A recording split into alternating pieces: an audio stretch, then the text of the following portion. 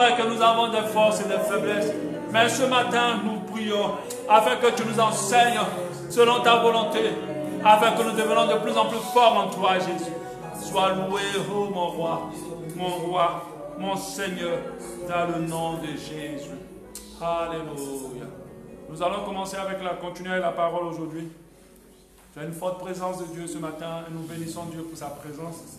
Elle n'est pas créée par l'homme, elle est créée par lui, par son bon vouloir, par son esprit. Dans le nom de Jésus-Christ de Nazareth. Nous allons continuer avec la lettre du Seigneur aux 7 églises. Nous sommes en train de voir l'avant-dernière église, qui est l'église de Philadelphie. Et nous sommes énormément bénis par ces lettres-là. Et je bénis Dieu de nous orienter dans cette voie et de nous permettre d'entendre des choses qui vont nous préparer pour la fin des temps. Vous savez, les temps sont proches, Jésus revient bientôt. Et il restera là d'un moment à l'autre. Et même s'il n'arrive pas maintenant, nous sommes tous appelés à mourir. Et la Bible dit, après la mort vient le jugement. Il n'y a aucune messe de requiem, aucune prière qui pourra corriger ta vie après la mort. Tout se joue pendant que tu es encore vivant. Tout se joue pendant que nous sommes encore là, sur cette terre. Alléluia. C'est pour ça que cette lettre du Seigneur, c'est pour nous parfaire pour le retour du Seigneur. Car peu importe ce que nous sommes, nous avons besoin de ressembler de plus en plus à Jésus. Et Jésus a dit à chacune de ces églises qui représentent chaque modèle de chrétien ou chaque type d'assemblée, afin qu'ils puissent parfaire ce qui n'est pas juste en eux. Alléluia. Pour qu'ils puissent être prêts pour le retour du Seigneur. Notre foi chrétienne, tout notre enjeu, c'est d'être sauvé. Tout notre enjeu, c'est d'être avec Christ après le salut.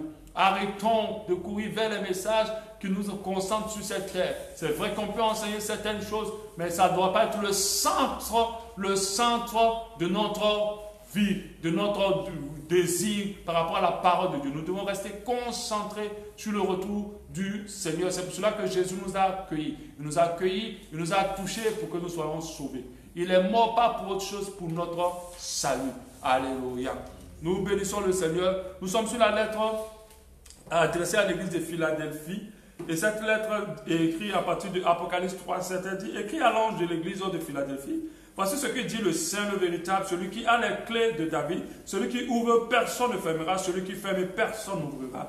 8 au verset 8, je connais tes œuvres, voici parce que tu as peu de puissance et tu as gardé ma parole et tu n'as pas renié mon nom. J'ai mis devant toi une porte ouverte que personne ne peut fermer. Alléluia. Au verset 9, voici je te donne de ceux de la synagogue de Satan qui se disent juifs et ne le sont pas, mais qui mentent.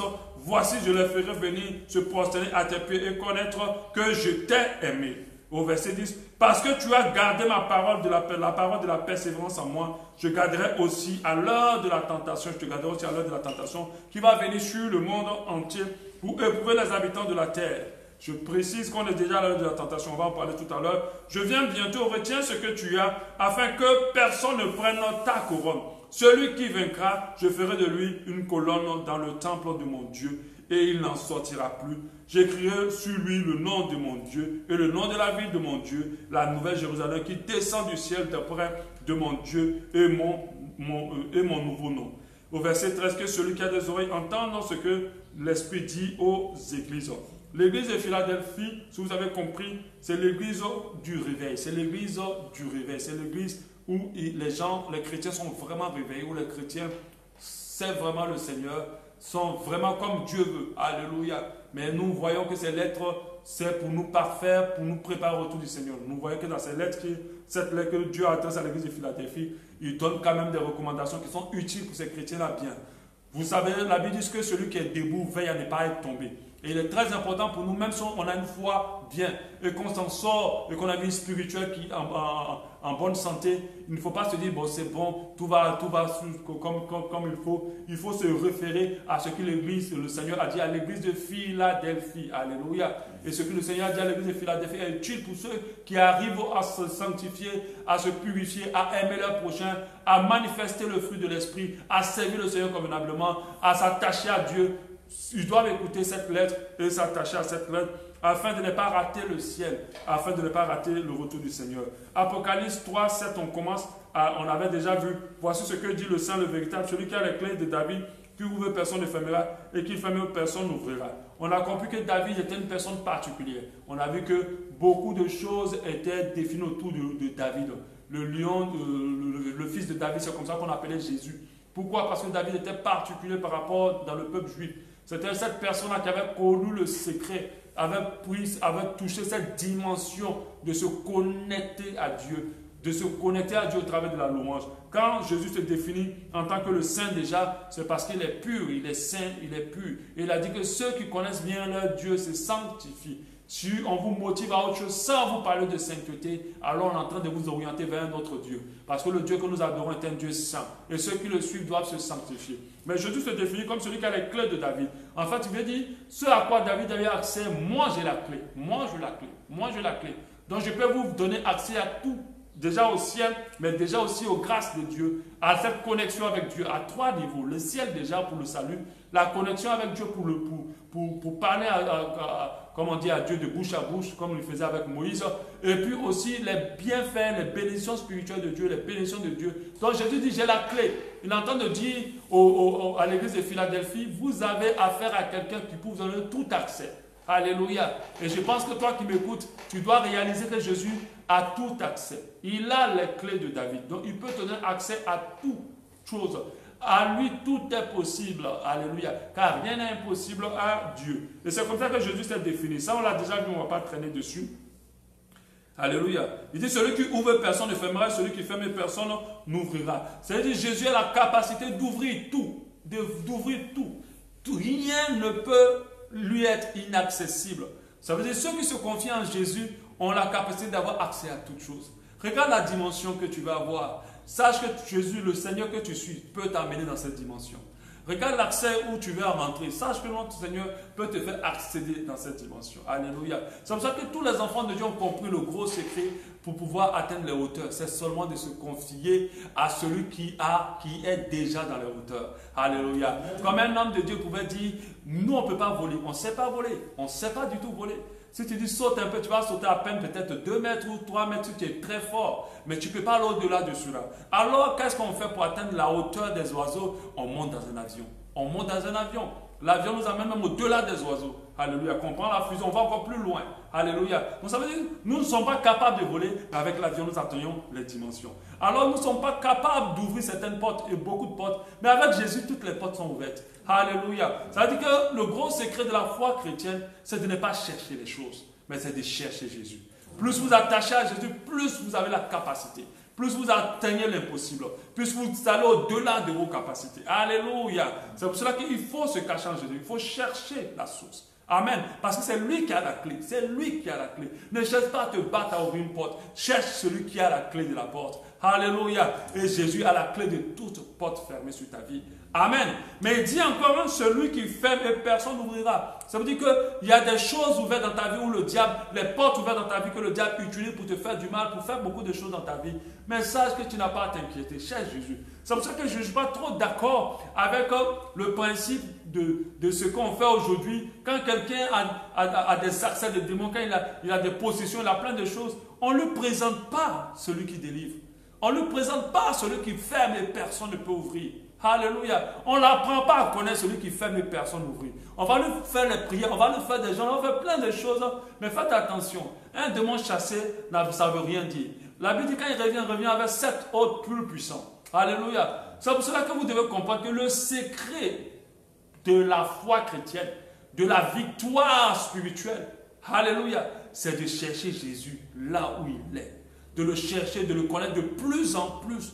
Plus vous connaîtrez Jésus, vous n'aurez pas besoin de prier. Les portes fermées seront ouvertes et les portes ouvertes au diable, à tous ses pratiques seront fermées. Alléluia. Sans prière, sans prière. Alléluia. C'est comme quelqu'un qui saute dans l'eau, qui nage longtemps. Il n'a pas besoin de se laver. Il n'a pas besoin, parce qu'il est déjà en train de se laver. Alléluia. Amen. Il ne va pas maintenant prendre l'eau pour se frotter. Non, il est déjà en train de se laver parce qu'il a sauté là où il faut. Quand tu es en Jésus, il y a des choses que tu n'as plus besoin de prier. Ces choses s'opèrent directement. C'est pour ça que j'aimerais dire à quelqu'un, cherche Jésus. Ne cherche pas tout le reste. N'aie pas la motivation de jeûner, de prier pour ce que tu veux. Je ne prie pour Jésus. Je ne prie pour te rapprocher de Jésus. Alors tu verras que celui qui ferme et que personne ne peut ouvrir, va fermer toutes les portes que le diable utilise, emprunte pour pouvoir détruire ta famille, pour pouvoir détruire ta vie. Il va ouvrir toutes les portes que le diable a fermées pour que les grâces de Dieu ne se déversent pas sur toi. Alors tu verras que cette grâce va descendre sur toi au nom de Jésus-Christ de Nazareth. Alléluia. Ça, on l'avait déjà vu. Il dit, je connais tes œuvres. Il parle à l'église de Philadelphie pour parler de comment cette église, pour certaines autres églises, quand il dit, je connais tes œuvres, pour la majorité, pour certains d'entre eux, c'est parce qu'ils font des mauvaises œuvres. Mais pour eux, pour l'église de Philadelphie, il dit, je connais tes œuvres. Il dit, je vois tout ce que tu fais de bien. Alléluia. Il y a des gens qui servent le Seigneur, ils ont comme l'impression que Dieu ne voit pas. Et il y a des gens qui servent le Seigneur qui ont toujours le besoin de montrer aux gens ce qu'ils font. Non, les gens ont vu, ça ne va rien t'apporter. Dieu a vu ce que tu fais. Et je crois que Dieu bénit davantage l'œuvre que nous faisons dans le secret. Alléluia. Quand nous prions pour les gens pendant qu'ils ne nous ont pas demandé, quand nous aimons les gens pendant qu'ils ne nous ont pas demandé, quand nous aidons les gens sans dire à tout le monde, quand nous donnons l'évangile à des personnes sans qu'ils nous connaissent, sans qu'ils ne sachent qui nous sommes. Alléluia. Alors Dieu dit, je connais tes œuvres. Dieu voit toutes choses. Il est omniprésent. Il voit tout ce que tu fais pour lui. Il voit tout ça, même si les gens ne sont pas reconnaissants. Parce qu'il y a des personnes qui ont un problème de reconnaissance. Ils ont toujours ce désir, cette envie d'être reconnus. Ils ont toujours cette envie d'être reconnus. Ils ont toujours envie qu'on reconnaisse ce qu'ils sont, ce qu'ils font. Et des fois, ils sont un peu frustrés parce que les gens ne le reconnaissent pas. Et des fois, pire, on les traite de personnes qui ne peuvent même pas. Alléluia. Mais Dieu sait qui tu es. Dieu sait ce que tu fais. Dieu connaît tes œuvres. Il les voit exactement. Il connaît comment il t'a équipé. Il connaît ta capacité. Reste patient. Au moment convenable du Seigneur, il te mettra à la lumière. Si tu es encore dans l'obscurité, c'est parce que Dieu veut te forger davantage. Pour que lorsqu'il te mettra à la lumière, parce que quand Dieu élève, personne ne peut rabaisser. Mais quand Dieu élève, je précise, mais pour que Dieu élève, il te garde d'abord longtemps dans l'obscurité. J'aimerais parler à quelqu'un, reste simple dans l'obscurité. Même si tu fais des prouesses, tu n'as pas besoin de dire aux gens. La vie ne tourne pas autour de toi. Le ministère ne tourne pas autour de toi. Même si tu fais des choses extraordinaires, Dieu les voit et Dieu te le rendra au centuple. Il a dit l'ouvrier mérite son salaire. Alléluia. Vaut mieux que Dieu voit ce que tu as fait que les hommes voient. Parce que les hommes vont peut-être t'applaudir mais t'apporteront rien de plus. Mais Dieu, quand il voit ce que tu fais, au moment où tu auras besoin de lui, alors il interviendra et il te bénira pendant que tu n'as rien demandé. Vous savez, toutes les bénédictions dans lesquelles nous rentrons, ce n'est pas des bénédictions pour lesquelles nous avons prié. Surtout quand nous commençons à nous attacher à Jésus, quand nous commençons à faire de Jésus notre centre, il nous gifle avec des bénédictions que nous-mêmes, on n'a jamais imaginé ni pensé dans notre esprit qu'un jour, ces choses-là pourraient nous arriver. Alléluia. Et moi, j'ai vécu ces choses-là tellement de fois. Amen. C'est pour cela que j'ai compris le secret. Accroche-toi, cherche Jésus, cherche celui qui a les clés, cherche celui qui ferme et personne n'ouvrira. Il dit, je connais tes œuvres. Si Jésus sait ce que tu fais, c'est suffisant. Vous savez, dans le ministère, on a cette tentation-là. Vous partez quelque part, on vous méprise. Vous partez quelque part, on ne vous considère pas. Mais vous voyez tout ce que vous faites pour le Seigneur. Et vous êtes motivé par cette envie de prouver aux gens ce que vous êtes. Non, tu n'as pas besoin de ça. Laisse faire simplement ce que tu as à faire. Ne cherche pas à être comme quelqu'un. Développe les capacités que Dieu a mis en toi. Ne cherche pas à ce que les gens reconnaissent. Beaucoup de ceux qui sont aujourd'hui des leaders ou des grands ont été méprisés dès le départ. N'ont pas été encouragés ni applaudis. Alléluia. N'ont pas été encouragés et applaudis. Mais aujourd'hui, c'est des personnes que tout le monde acclame parce qu'ils ont su faire profil bas et attendre le temps de Dieu pour être élevés. Dieu connaît ce que tu es. Dieu sait ce que tu fais. Alléluia. Parce que tu es peu puissant. Comme je le dis, parce que tu es peu puissant. L'église de Philadelphie, on ne parlait pas de la puissance spirituelle. Il parlait de la puissance économique, c'est-à-dire financièrement et dans la puissance aussi de l'armée et tout cela. La puissance du monde en fait. Cette église n'était pas puissante, mais elle faisait partie des églises que Dieu acclamait, que Dieu célébrait. Alléluia, amen. Elle faisait partie des églises. Parce qu'aujourd'hui, on qualifie la puissance d'une église par rapport à sa popularité, par rapport au nombre de personnes à leur croisade. Mais faites très, très, très attention. Il y a des églises qui tous les jours font bouger le ciel de réjouissance. Parce que chaque jour, nous amène des convertis à Christ. Alléluia. Qui font bouger le ciel de réjouissance. Mais les gens ne le connaissent pas. Ces églises ne peuvent même pas décider sur les nations. Mais ces églises-là bougent le ciel tous les jours. Alléluia. Et j'aimerais parler à des chrétiens. Même si on ne reconnaît pas ta puissance, même si tu n'es pas puissant devant les gens, Dieu connaît l'efficacité que tu as. Et j'aimerais t'encourager de reprendre l'œuvre de Dieu comme il te l'a dit dès le départ et de le faire sans chercher que quelqu'un reconnaisse cela. Alléluia. Et Dieu te bénira. Et Dieu te bénira. Il dit, tu as gardé ma parole. C'est l'église de Philadelphie a gardé la parole de Dieu. Elle n'était pas puissante. Hein. Elle n'était pas puissante. Elle n'avait pas de puissance, mais elle a gardé ta parole. Il y a des personnes qui attendent que Dieu les amène d'abord à un niveau avant de te donner pleinement. J'aimerais dire à quelqu'un ce matin, c'est une grave erreur. C'est pendant que tu es encore petit que tu dois tout donner. Tu dois tout investir en Dieu. Tu dois donner ton maximum pour le Seigneur. N'attends pas d'abord qu'il t'amène à un certain niveau. Moi, je me rappelle de mes débuts du ministère. Je me veillais de nuit pour travailler pour le ministère. Et quand Dieu m'a commencé à me mettre dans le jeu, je m'investis ardemment et puis, c'est-à-dire je donne tout ce que j'ai. Tout ce que j'ai et tout ce que je suis pour l'œuvre de Dieu. C'est maintenant là que tu dois tout investir en Dieu. N'attends pas d'abord qu'il t'élève. N'attends pas d'abord qu'il te donne ça ici. Tel que tu es, sans objet, sans argent, tu es une œuvre de Dieu. Alléluia. Et tu peux faire l'œuvre de Dieu. Alléluia. Amen. Tel que tu es, n'attends pas le moment de dire quand j'aurai ci, quand je serai ça, quand je serai ci. Non, commence dès à présent. C'est le Seigneur avec le peu que tu as, le peu de connaissances. Et j'aimerais préciser encore une autre chose. Là, déjà, comme ils ne maîtrisent pas bien la Bible, ils se disent non, je ne peux pas servir Dieu, j'ai peur de me tromper. Non, tu es orgueilleux. Tu cherches à te célébrer toi-même. Tu cherches ta gloire. Alléluia. Celui qui cherche à glorifier Dieu, glorifie Dieu avec le peu qu'il a. Le peu que tu as est utile pour sauver quelqu'un. Le peu que tu as peut édifier quelqu'un. Le peu que tu as peut participer à l'œuvre de Dieu. Alléluia. C'est pour cela que tu vas grandir. Si tu penses comme ça, tu vas évoluer. Parce que Dieu n'augmente pas lorsque le peu n'a pas été utilisé. Dieu n'augmente pas lorsque le peu n'a pas été utilisé. Même si tu te trompes, trompe-toi. Et fais quand même l'œuvre de Dieu. Mais un jour, tu arriveras et tu vas commencer à être habile dans ce que tu fais. Dieu va te donner davantage. Dieu va t'élever encore plus. Tu vas être un serviteur extraordinaire pour le Seigneur.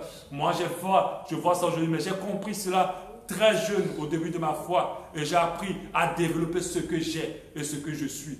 À ne pas me comparer à quiconque, à libérer le peu que j'ai, même avec des erreurs, à les libérer. Alléluia. Jusqu'à ce que Dieu commence à parfaire. J'ai encore à apprendre, mais j'ai beaucoup appris avec le Seigneur. Et je t'encourage dans ce ministère.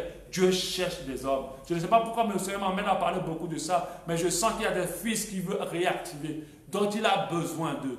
Dieu a besoin de toi. Dieu t'attend toi maintenant. Dieu veut t'activer à nouveau. Dieu veut t'activer. Récemment, j'ai regardé un film à la télé. On appelle ça quelque chose Soldier, j'oublie le nom. J'ai oublié. Il y avait Van Damme dedans. Universal Soldier, un truc comme ça. Universal Soldier. C'était des gens c'est une grande armée qui fabrique des soldats. Et ces soldats étaient un peu mi-robots, mi-humains. Ils étaient conservés dans la glace jusqu'à ce qu'on les active pour les missions. Et il y a des gens comme ça que Dieu a conservé longtemps. Et il est temps pour Dieu de les activer pour la mission. Et ces soldats-là allaient faire la mission pour laquelle ils étaient gérés que pour la mission. Ils ne faisaient rien d'autre. Ils ne partaient pas se balader pour prendre des glaces. Non, ils étaient activés pour la mission. Et Dieu t'active ce matin pour la mission. Réveille-toi, relève-toi. Fais le Seigneur avec le peu que tu as. Commence autour de toi et va au-delà de cela. Alors Dieu fera de toi un serviteur qui va être utile pour lui. Et que tu n'as régné mon nom. Donc cette église n'a pas régné le nom de Jésus. Elle s'est attachée à Jésus malgré qu'elle était peu puissante. Elle s'est attachée à Christ. J'ai mis devant toi une porte ouverte que personne ne peut fermer. Non, Jésus dit, je te donne la capacité d'avoir accès à tout. Rien ne peut te limiter. Personne ne peut fermer cette porte-là. Est-ce que vous connaissez, vous réalisez la grâce que nous, les enfants de Dieu, nous avons? Ce qui fait que les nations sont encore dans l'obscurité, c'est parce que les enfants de Dieu n'usent pas de la porte que Dieu a ouverte sur leur vie. Alléluia. N'usent pas de cette porte. Ils ont la clé de toutes les portes. Amen. Ils ont la clé de toutes les portes. Nous, en tant qu'enfants de Dieu, nous avons la clé de toutes les portes. Si nous commençons à prier pour que des portes s'ouvrent sur nos nations, sur nos familles, les portes s'ouvriront. Si nous commençons à prier pour que des mauvaises portes se ferment sur nos familles, sur nos nations, alors les portes se fermeront et nos nations seront bénies. Et nos familles aussi seront bénies. Parce que Jésus a tracé devant nous une porte ouverte. Alléluia. Cette capacité-là de tout décider, c'est nous le thermomètre. Alléluia. C'est pour ça que la Bible dit que nous sommes la lumière du monde et nous sommes le sel de la terre. C'est nous qui décrétons ce qui doit se passer quelque part. Au nom de Jésus. Amen. Mais ce qui fait que ça ne se passe pas, c'est parce que beaucoup sont distraits. Beaucoup ne réalisent pas le potentiel, la puissance qu'ils ont en Jésus-Christ de Nazareth. Beaucoup ne proclament pas avec vie. Au contraire, d'autres se plaignent. Et en se plaignant, nous proclamons la négativité, nous proclamons la malédiction, nous proclamons des choses pendant que nous sommes des enfants de puissance. Et dans mon petit parcours de chrétien, j'ai réalisé que ma parole est puissante en Jésus-Christ de Nazareth. Alléluia. Et ça, il faut le réaliser. Amen. Cette porte symbolise, la porte ouverte aussi symbolise le fait que seules à ces personnes qui sont en Jésus, ils ont accès au ciel. Au ciel. Le ciel, il n'y a pas une porte physique pour y avoir accès. Il n'y a pas une condition physique pour y avoir accès. Il n'y a pas d'argent pour y rentrer. À ceux seulement qui appartiennent à Jésus, ils ont accès au ciel. Ils peuvent rentrer là où personne ne peut aller sans passer par la porte de Jésus. Cette porte est restée béante, ouverte, mais sauf que c'est par Jésus que nous pouvons y avoir accès. Apocalypse 3:9. Voici, je te donne quelques-uns de ceux de la synagogue de Satan qui se disent juifs et ne le sont pas, mais qui sont menteurs. Voici, je les ferai venir se prosterner à tes pieds et reconnaître que je t'ai aimé. Et j'avais dit la dernière fois qu'ils se prosterneront aux pieds de l'église de Philadelphie, pas parce qu'ils vont les adorer. Non, ce n'est pas dans le sens que ces faux juifs viendront l'adorer. Non, c'est pour dire que je vais t'utiliser pour les convertir. Alléluia. Avec Jésus, nous pouvons faire fléchir un boss devant le trône de grâce. Nous pouvons faire fléchir quelqu'un d'autant devant le trône de grâce. Cette personne a commencé à confesser Jésus. Récemment, ma femme, elle m'a appelé hier. Elle a enterré sa tante. Quand elle était partie, il y a un de ses oncles qui est le même que le frère de sa tante, qui était malade, qui a eu une crise. Mais cet oncle-là, Jésus, ça ne les intéresse pas. Ça ne les intéresse pas. Mais il était malade et c'était tellement chaud qu'il fallait que quelqu'un prie pour lui. Ah, ils se sont rappelés. Parce que les gens, ceux qui ne sont pas chrétiens, ils n'aiment pas Jésus tous les jours. Hein. Ils se rappellent souvent de Jésus quand ils ont des vrais problèmes. Amen. Et ils l'ont appelé. Oh, maman Christine, viens prier. Viens prier. Ah, on sait que je suis chrétien. D'accord. Elle est partie. Quand elle a prié, après elle a dit non, je ne prie pas comme ça.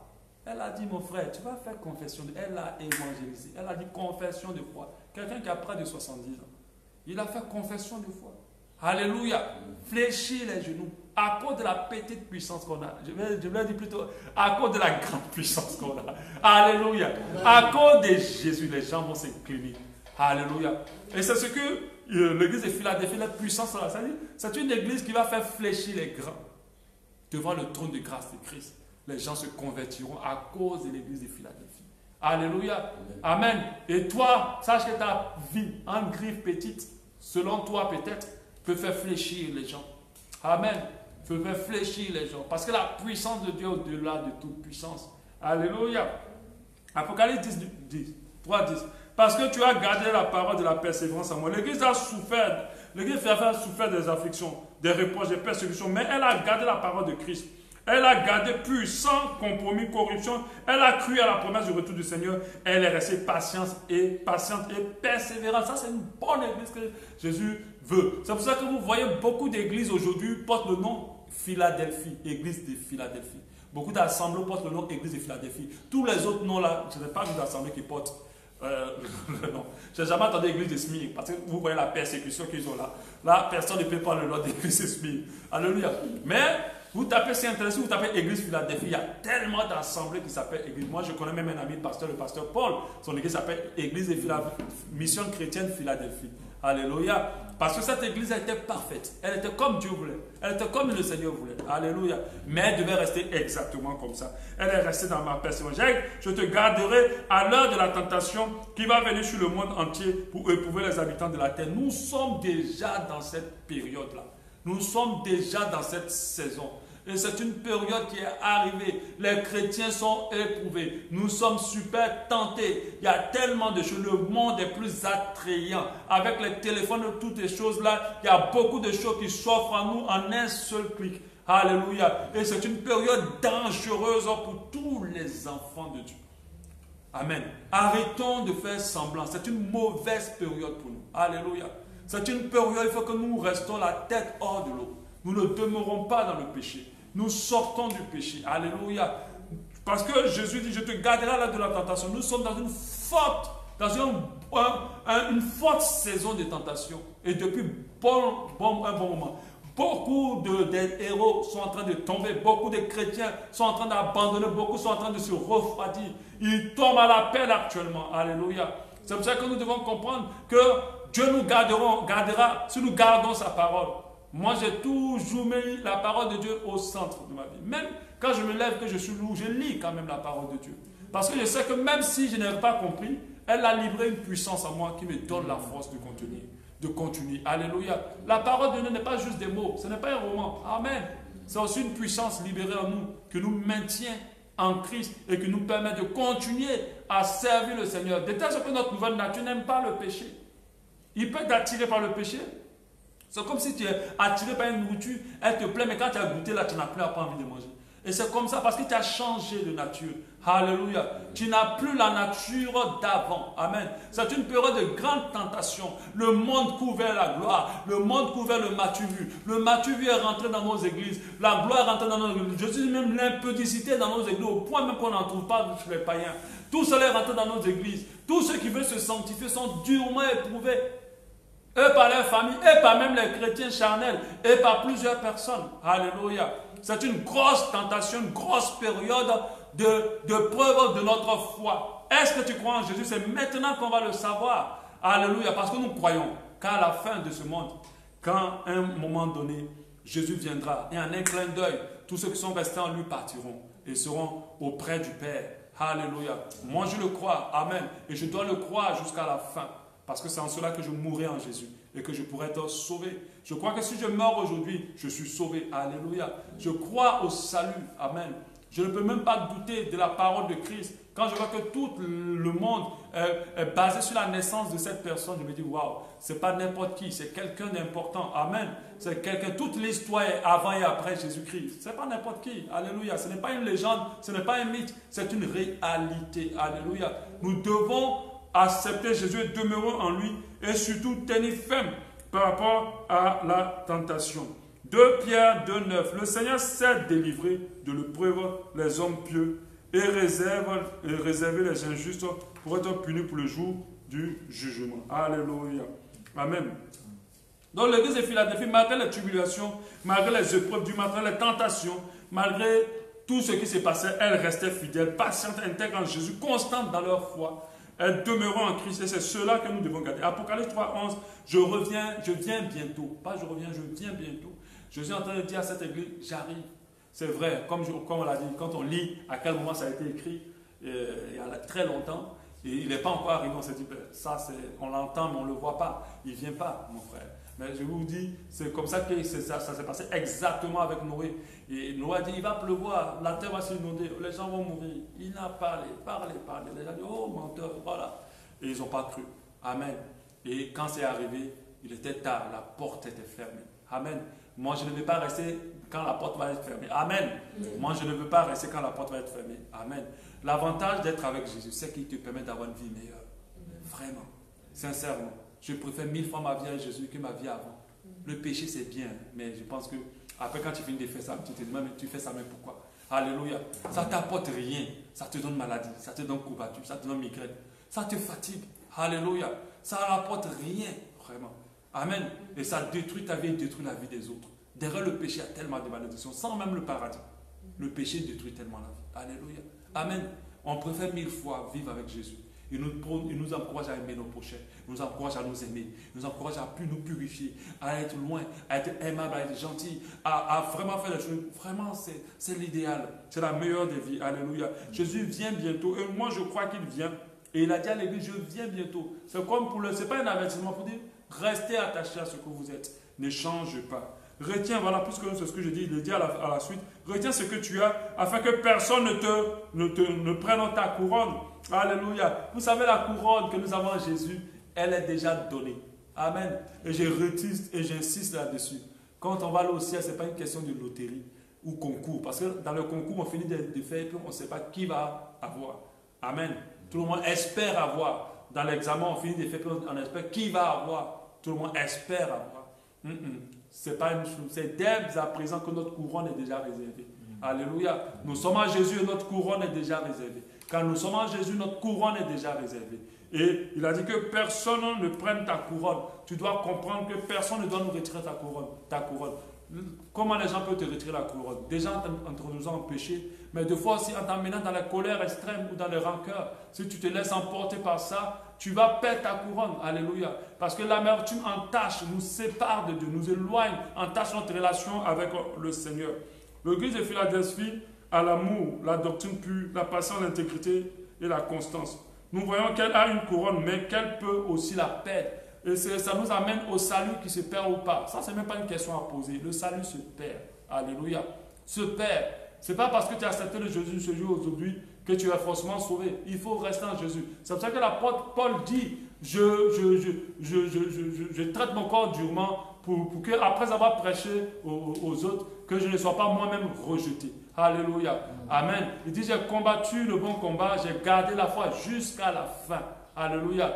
C'est pour ça que la Bible dit la fin d'une chose vaut mieux que son commencement. C'est comment tu meurs qui détermine où tu vas aller. Alléluia. Ce n'est pas tout le prouesse spirituel que tu as fait. Oh, il y a des gens qui disent, Seigneur, n'avons-nous pas, comme les ceux qui vont dire, Seigneur, Seigneur, n'avons-nous pas. On a fait ci, on a fait ça. Il y a d'autres personnes, tellement ils ont été puissants, utilisés par Dieu, ils se disent que ça, mon salut est garanti. Faites très attention. Dieu est malin. Alléluia. Bon, pas malin parce que dans malin, il y a le mot mal. Dieu est intelligent. Je préfère dire, c'est le diable qui est malin. Dieu est intelligent. Alléluia. C'est-à-dire, il y a des personnes dont il se sert. Donc, c'est-à-dire, c'est des personnes qu'il va utiliser, mais après qu'il va sauver. Il y a d'autres personnes dont il utilise. Alléluia. Mais qui ne va rien faire avec. Il va t'utiliser pour gagner des âmes. Il va t'utiliser pour bénir des personnes. Mais après, tu vas aller en enfer. Alléluia. Amen. Ce qui est important pour Dieu, ce n'est pas son œuvre dans ta vie, c'est ton âme. Alléluia. Si toi, tu ne fais pas, quelqu'un d'autre fera. Mais il faut que toi, tu sois sauvé. Amen. Ce n'est pas ton œuvre que tu vas faire. C'est toi, ton âme, qu'il veut. Si toi, tu ne fais pas, quelqu'un d'autre fera. Mais il faut que tu te rassures tous les jours de ta vie que tu es avec Dieu et que tu demeures avec lui et que tu n'abandonnes jamais sa main et que tu restes avec lui jusqu'à la fin. Parce que la fin de chacun de nous, on ne le sait pas. Regardez cette histoire de coronavirus. On est en train de parler, oh Seigneur, tu me protèges contre lui. Il dit oui. Moi, je dis d'accord. Je crois que Dieu nous garde. Mais cette maladie là est un jugement. Hein. Quand Dieu lance un jugement, le jugement ne trie pas. Faites très attention. C'est différent d'une attaque du diable. Quand c'est l'attaque du diable, Dieu protège ses enfants. Mais quand c'est un jugement, le jugement ne trie pas. Quand il a lancé le jugement là, le dernier jugement qu'il a lancé sur l'Égypte, si un enfant de Dieu était dehors, n'avait pas respecté les consignes de Dieu, il serait mort. Il a donné des consignes claires. Alléluia. Il serait mort. Cet ange-là qui tuait les gens rentrera dans sa famille. C'est pour ça que les enfants de Dieu doivent déjà avoir de la sagesse pour mettre la mesure barrière en pratique. Ils doivent avoir de la sagesse pour laver leurs mains, se protéger, ne pas banaliser cette situation. Moi, je connais 2 personnes proches qui ont été atteintes du coronavirus. Alléluia. Qui ont failli partir, mais par la grâce de Dieu, qui sont en train de s'en sortir. Alléluia. Donc, il faut comprendre que nous sommes dans une phase de jugement. Très important pour nous de nous préserver, de nous accrocher à Christ, de se dire, ça peut m'attraper. Alléluia. Je n'ai pas dit d'attirer cette maladie, mais se dire, mais si ça m'attrape, je suis sauvé. Je suis sauvé. Mais si ça m'atteint, je suis sauvé. Parce que beaucoup de pasteurs sont morts. Moi, j'ai des amis en France, des amis pasteurs. Beaucoup de pasteurs sont morts. Tu vas me dire que toi, tu es plus sanctifié qu'un pasteur. Alléluia. Tu vas me dire que tu es plus sanctifié qu'un pasteur, mais que tu es plus protégé qu'un pasteur. Tu es comment plus lui. Alléluia. Donc, c'est pour nous faire comprendre que faites attention. Il y a 2 types de malédictions. Il y a des malédictions qui viennent de Dieu, qui sont des jugements. Il y a des malédictions qui viennent du diable. Que ça, par contre, les malédictions du diable ne peuvent pas nous atteindre. Quand nous sommes enfants de Dieu, ça n'atteint pas. Mais quand c'est le jugement de Dieu, ça ne trie pas. Alléluia. C'est pour ça qu'il faut que nous soyons attentifs, que nous soyons prudents de comment nous nous comportons, qu'est-ce que nous touchons, mettons nos marques, faisons attention, lavons-les, ne saluons pas, vraiment faisons attention. Alléluia. Il y a un pasteur aux États-Unis qui a voulu faire ce défi, qui a continué à faire le culte, qui n'a pas tenu les mesures barrières, et il disait que Dieu me protège, et il est mort. Il est mort. Et il a mis plusieurs de ces églises, je ne parle pas de la France, c'est aux États-Unis, plusieurs membres de ces églises sont tombés malades. Alléluia. Amen. Donc, faisons attention. La Bible nous dit que personne ne prenne ta couronne. Et il est très important pour nous de ne pas perdre ce que Dieu a mis en nous. Parce que la couronne représente 2 choses. Elle représente déjà le salut, mais elle représente le fond, le dépôt du Saint-Esprit en nous. Le fruit de l'Esprit. Alléluia. Il y a d'autres qui ont, au départ de leur foi, avec un cœur particulier, C'est le cœur qui ressemblait davantage à Christ. Mais au fur et à mesure des choses, des coups de la vie, des situations, leur cœur a évolué, il a changé. Ces personnes ont lâché le couronne, ils ont perdu le couronne. Amen. Apocalypse 3, 12. Celui qui vaincra, je ferai de lui une colonne dans le temple de Dieu et il n'en sortira pas. Celui qui vaincra à l'heure de la tentation, c'est temps de preuve, qui restera ferme, sera une colonne, il sera la stabilité, l'équilibre, la force. C'est un honneur, alléluia. Il deviendra un citoyen céleste et résidera toujours avec Dieu. Il deviendra un membre honorable du temple. Il connaîtra sa place en Christ, sera établi dans la parole pour aider les saints. L'église est le temple de Dieu ici-bas, sur cette terre. Pour l'église de Philadelphie, elle réalisa pleinement cette promesse, ayant vécu un tremblement de terre et ayant vécu tout type de preuves, mais elle est restée stable et solide en Jésus. Il dit à la suite, j'écrirai sur lui le nom de mon Dieu et le nom de la ville de mon Dieu, de la nouvelle Jérusalem qui descend du ciel, auprès de mon Dieu et mon nom nouveau.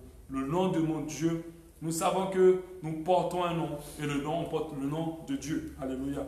Et ce nom-là montre que nous appartenons à Dieu. Faites attention, la Bible parle de ceux qui seront sauvés et ceux qui ne seront pas sauvés. Ceux qui ne seront pas sauvés porteront la marque de la bête. 666. Alléluia. Et ceux qui ne seront pas sauvés, ceux qui vont être plutôt sauvés, ceux qui ne seront pas sauvés vont porter la marque de la bête. Et ceux qui seront sauvés vont porter le nom de Dieu, le nom de Jésus, porteront ce nom-là sur eux pour leur pouvoir permettre à ceux qui aient l'accès. Ils auront leur nom écrit dans le livre de vie. C'est ce sceau-là qui va leur donner accès au ciel. Aujourd'hui, quand on parle de la marque de la bête, les gens spéculent énormément, énormément. Alléluia. Ce n'est pas parce que tu auras tatoué 666 sur toi que tu as pris la marque de la bête. Alléluia. Ce n'est pas parce qu'on te mettra une puce électronique que tu as pris de la marque de la bête. Je sais que beaucoup de personnes disent, oh pasteur, tu racontes n'importe quoi. Nous savons qu'ils sont en train de déjà préparer la puce. Il y a tellement de polémiques autour de cela. Alléluia. Faites très attention.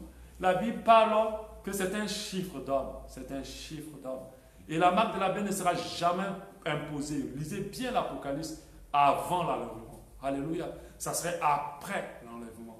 Alléluia. Ça serait après. Mais s'il y a des gens qui mettent des puces sur eux, ce n'est pas pour autant qu'ils sont condamnés. Parce que celui qui porte la marque de la bête n'a plus de salut. Plus de salut possible pour cette personne. Alléluia. Ce n'est pas que quelqu'un a porté la puce. Non, il peut l'enlever. S'il se convertit, il l'enlève. Il y a des gens qui se sont tatoués même le 666 pendant qu'ils étaient des bandits. Amen. Ce n'est pas pour autant que leur âme est perdue. Ils se sont convertis, ils ont toujours le 666 sur eux, mais ils sont sauvés. Alléluia. Amen. Donc faisons très attention. Regardons les choses avec les yeux de l'esprit. Ne rentrons pas dans la spéculation. Aujourd'hui, avec le coronavirus, on a entendu tout type de spéculation.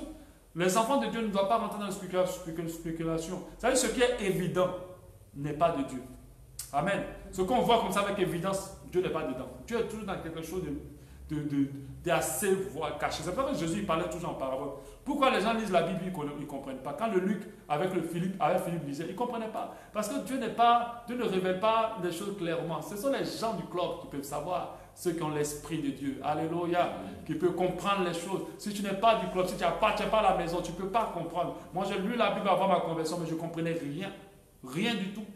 Je comprenais tout en l'envers. Je ne voyais même pas la profondeur et l'importance. Mais le jour où j'ai eu l'Esprit de Dieu, c'est comme si on m'a donné des lunettes pour pouvoir comprendre ce qui était réellement écrit dans cette parole. Alléluia.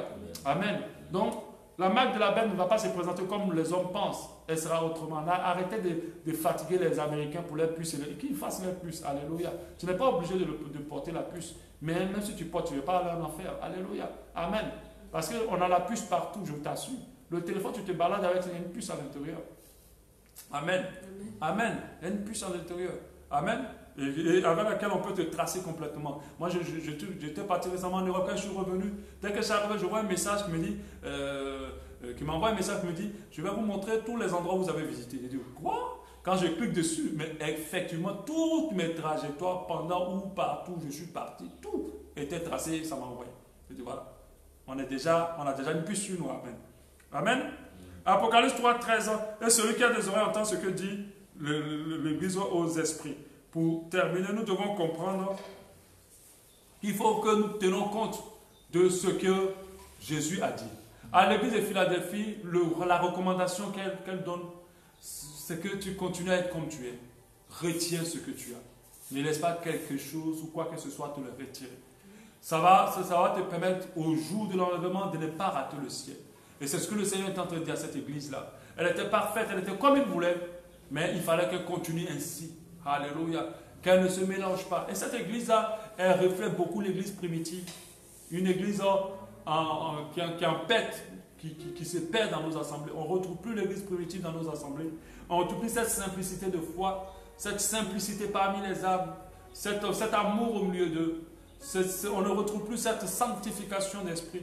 On ne retrouve plus vraiment ça dans nos assemblées. On s'est déporté à autre chose et on fait beaucoup de choses, mais rien à voir avec l'église primitive. Et l'église de Philadelphie était comme l'église primitive. Elle était cette persécutée, mais elle s'attachait toujours au Seigneur. Alléluia. J'aimerais dire à quelqu'un, ton objectif dans ce monde, ton ambition dans ce monde doit être d'être sauvé. Doit être sauvé. Après, Dieu te donnera toutes choses. Il dit, cherche d'abord le royaume et la justice de Dieu. Et il te donnera toujours par-dessus tout. Il y a des personnes sur qui, pour terminer, qui ont le sceau de Dieu. Tant que tu ne cherches pas Dieu premièrement, tout sera bloqué. Rien ne s'ouvrira. Tout sera bloqué. Parce que Dieu a mis un sceau sur toi. C'est-à-dire, ce qu'il a investi en toi là, il ne veut même pas que quoi que ce soit l'utilise. Et tu fais partie de ces gens-là. Alléluia. Tu fais partie, tu es un David. Tu es un David. C'est-à-dire qu'on ne t'a pas créé pour autre chose. On t'a créé pour servir le Seigneur. Si tu es en train de penser à ta vie dans les dimensions de beaucoup de choses, efface ça dans ton esprit. Où tu vas être épanoui, où tu vas vivre des gloires extraordinaires. C'est en Jésus, à son service. Alléluia. Abandonne tes projets. Remplace-les par Jésus. Et commence à servir le Seigneur. Je ne sais pas pourquoi il me dit ça, mais je sais que je parle à quelqu'un ce matin. Quand tu vas commencer à le faire, c'est là que Dieu va commencer à t'amener dans une autre dimension. Et Dieu va te faire comprendre que tu n'as pas été créé pour un autre usage, si ce n'est que me servir seulement. Alléluia. Et je t'encourage à commencer dès maintenant. N'attends pas. Commence. Donne-toi au Seigneur. Livre-toi comme David. La vie était un sacrifice à Dieu. Il appartenait à Dieu. Il n'était à personne d'autre. De sa vie jusqu'à sa mort, il n'a servi que l'Éternel des âmes. De sa naissance jusqu'à sa mort, il appartenait à l'Éternel des âmes. C'est pour ça que Jésus est appelé le fils de David. Parce que Jésus n'était pour rien d'autre. Ce n'est que d'accomplir la volonté de son Père. Il y a des personnes particulières comme ça, que Dieu a mis son sceau sur eux. Tant que tu ne fais pas ce pourquoi Dieu t'a activé, tout sera bloqué. Rien ne s'ouvrira. Tout partout où tu iras s'effermera. Parce que Dieu ne veut même pas, il est tellement jaloux de ce qu'il a mis en toi, qu'il ne veut même pas que quoi que ce soit utilise ce qu'il a mis en toi. Amen. Saisis cette parole aujourd'hui et répands-toi de tes mauvaises voies et ressaisis-toi maintenant au nom de Jésus. Je vois le roi sur son trône élevé. Je vois le roi briller de son éclat.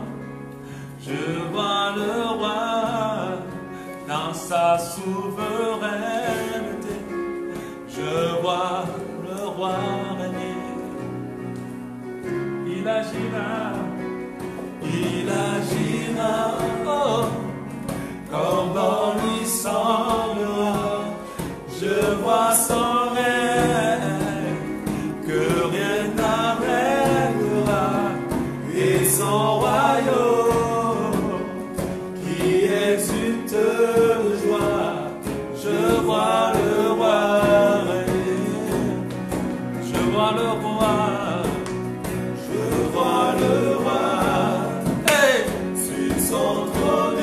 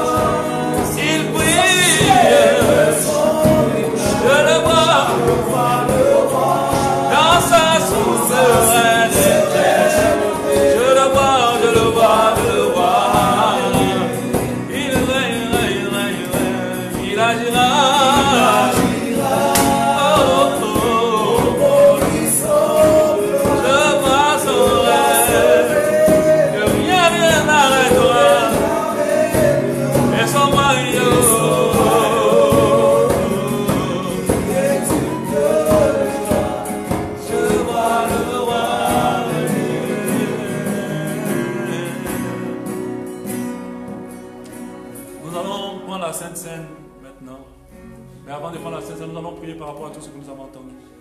On va dire au Seigneur, donne-nous cet esprit qui était sur l'église de Philadelphie. Prions pour ça. Donne-nous vraiment le cœur de l'église de Philadelphie. Nous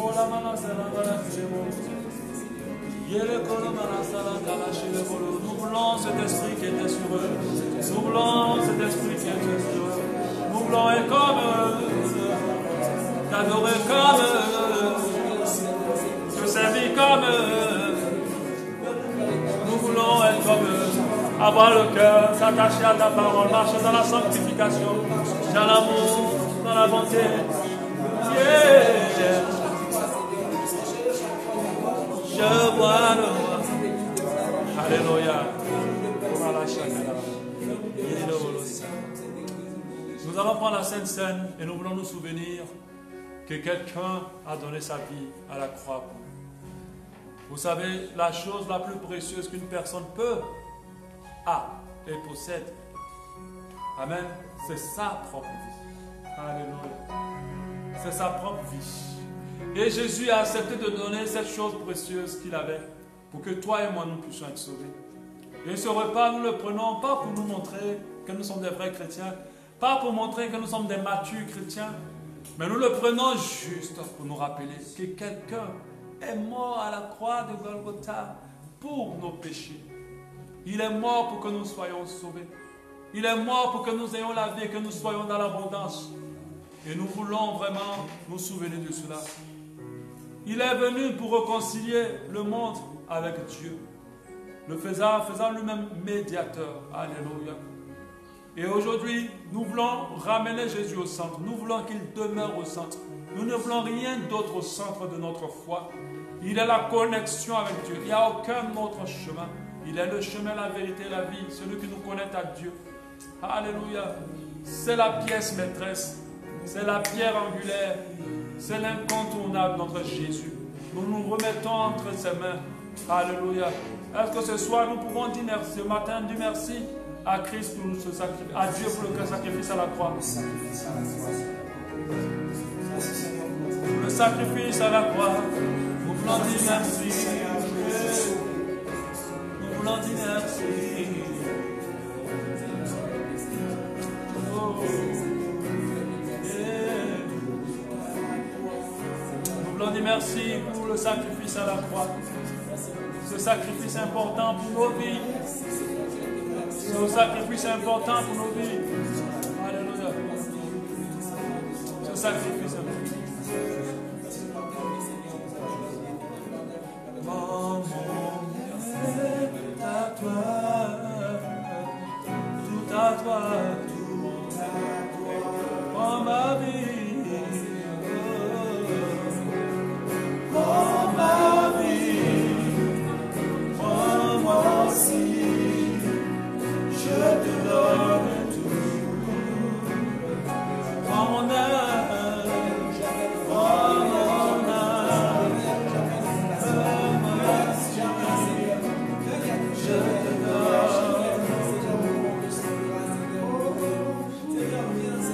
Alléluia.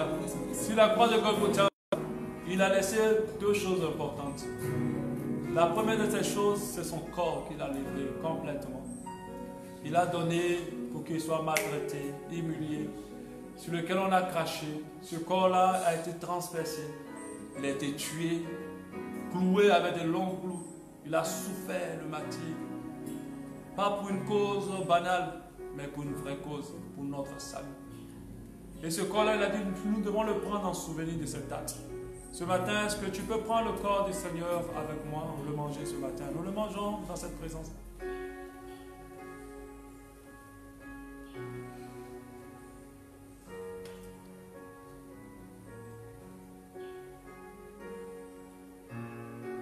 Nous nous souvenons de cet acte à la croix.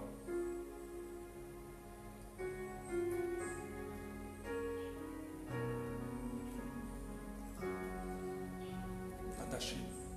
Attaché à la croix pour moi.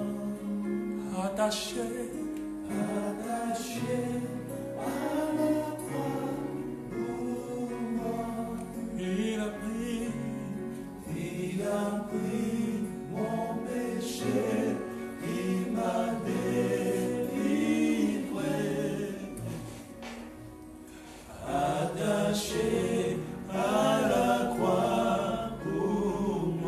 La seconde chose que le Seigneur a laissé de très précieux à la croix de Golgotha, c'est son sang. Le sang représente la vie. Il nous a laissé cette vie-là pour qu'elle coule en nous, pour que nous continuions à vivre après que nous soyons morts. Pour que nous continuions à vivre malgré tout ce que l'ennemi peut faire contre nous. Nous voulons prendre cette vie ce matin. Nous prenons ce sang au nom de Jésus.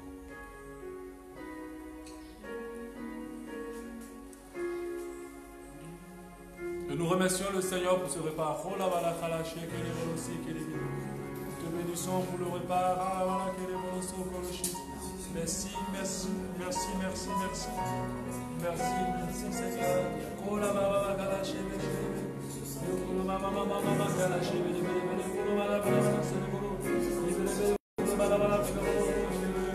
Alléluia. Amen. Alléluia. Je vais demander à Vivien de prier pour la fin de cette sainte, la fin du culte en même temps. Alléluia. Nous te bénissons, nous te rendons grâce, Seigneur, parce que tu nous as permis de nous rassembler ici ce matin, Seigneur. Nous te bénissons pour toutes les personnes connectées, Père éternel, parce que je crois, Seigneur, qu'à travers cet enseignement, Seigneur, de l'Église de Philadelphie, Seigneur, tu as fortifié tes enfants. Seigneur, tu as rempli, Seigneur, tes enfants de ta présence, Seigneur. C'est pourquoi, Père éternel, quel que soit l'endroit, quel que soit le lieu, quelle que soit la situation que ces personnes vivent, que nos frères et sœurs vivent, que nous vivons, Père éternel, nous croyons, Père éternel, comme l'Église de Philadelphie, Seigneur, que nous allons persévérer afin que nous puissions garder chaque jour, Seigneur, notre couronne, Seigneur. C'est pourquoi, Seigneur, nous te bénissons et te rendons grâce, Père éternel. Nous te demandons de nous donner un cœur, Seigneur, comme l'Église de Philadelphie, afin de demeurer, Seigneur, afin de demeurer dans ta parole, Seigneur.